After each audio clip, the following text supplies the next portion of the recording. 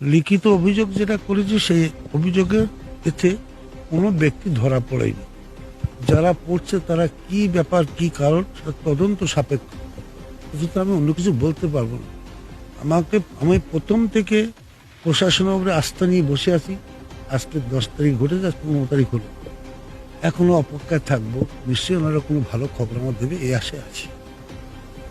আছে বিচারীদের আছে আছে বিচার নিশ্চিত হবে, কারণ আমি বাড়িতে বেরিয়ে আমি কেস করেছি থানায়, তার রিসিভ কপি সব আছে বাই পোস্টে।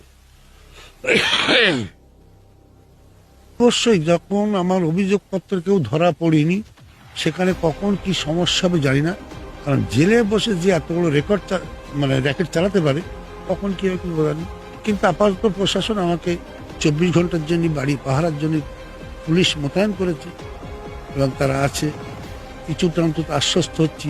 আর আমি আশা করবো তো আজকালের মধ্যে আমার অভিযোগপত্রের একজন ধরা পড়ে, আশা রাখবো।